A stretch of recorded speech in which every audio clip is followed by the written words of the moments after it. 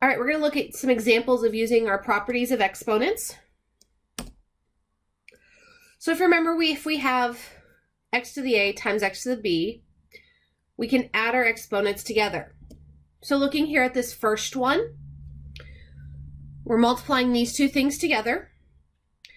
I'm going to treat the coefficients, the numbers in front, just like I normally would. So I'm going to do 2 times 4. And I'm going to do a little bit of a breakdown of how this is going to look. And then we're doing the y to the third times y. Oops, that's 4, not 3. There we go. Okay, so now 2 times 4 is 8. Y to the third times y to the times y. Well, there's an invisible 1 there. So we get 3 plus 1. So we end up with 8y to the fourth. Okay, looking at the next one, I've got x to the third y squared times x squared y to the third. So, like terms, I'm going to do x 3 plus 2 and y 2 plus 3. That gives me x to the fifth, y to the fifth. Okay, one final one. Again, coefficients go together, and then our like variables. So we've got 3 times 2. We've got 2 x's there. So we've got x to the first. So 1 plus 1. This middle step, guys, you will be eventually taking out. I don't have another y, so it's y squared plus y 9th. Sorry, I've got 2 y's there. And I don't have another z, so it stays by itself. So we get 6x squared y to the 11th z. Okay, let's look at our power rule. So remember, if I'm doing a power to a power, we multiply our exponents. Again, coefficients still work like they normally would. So I've got this 7y to the 6 times 3. So that's going to give me 7y to the 18th. Okay, x to the negative 4 to the, x to the negative second to the negative 4 power. Well, that's negative 2 times negative 4. So that would be x to the 8th.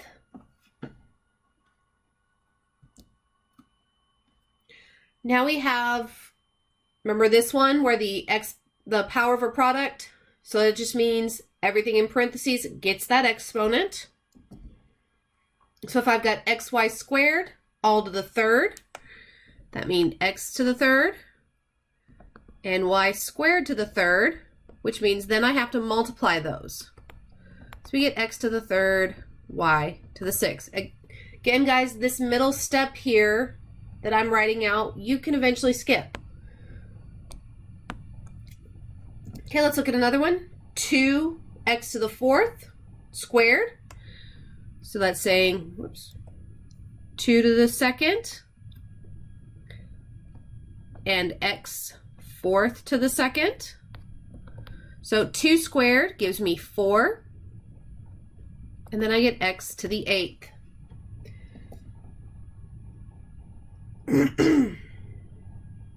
All right, negative 3x squared. That means negative 3x squared to the third power. So that means negative 3 to the third times x squared to the third. Negative 3 cubed is going to give me negative 27. Negative 3 times negative 3, which is 9. 9 times negative 3 is negative 27. Then I get x to the 6th.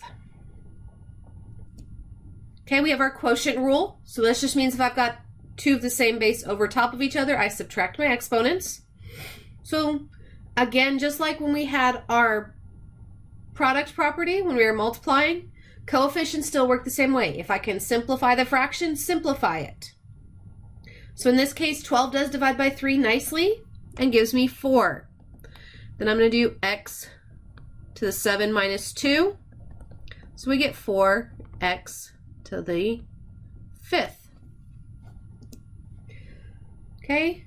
If I've got more than one variable, we're doing our like variables. So g to the 6th over g to the 3rd gives me, we're doing 6 minus 3, and h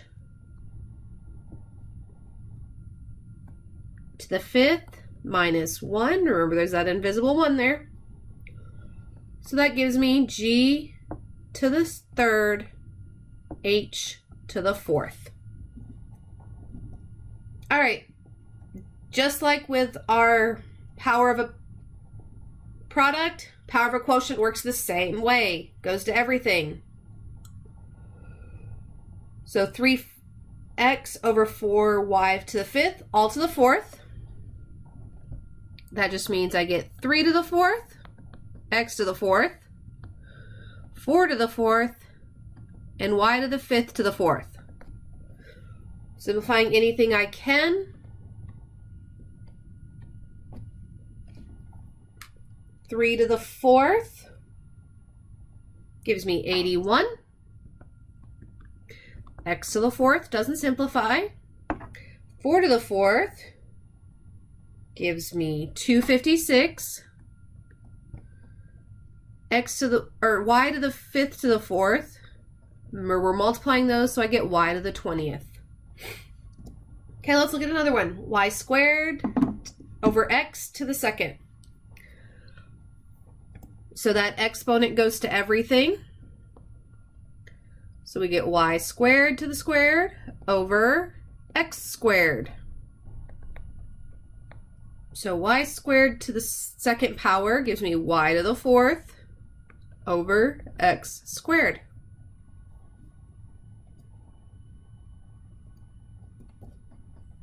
Negative exponents. Okay, so we kind of talked about this one earlier,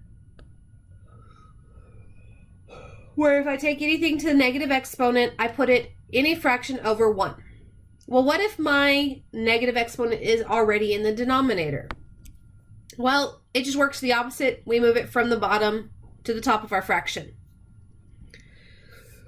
So if I have x to the negative 4th, we're following this example here, which just means I take and I do 1 over x to the 4th. Now, if I have a number with that, the only thing I'm moving is what has the negative exponent. So in this case, the only thing with the negative exponent is that x. So that's the only thing that's going to move to the bottom of my fraction. Negative 5 is going to stay in the top, and it's going to become x squared in the bottom. Okay, looking at one final one, 3 over 5x squared y to the negative 3rd. This one right here is going to move up. Again, we are only moving what has the negative exponent. So we get 3y to the 3rd over 5x squared.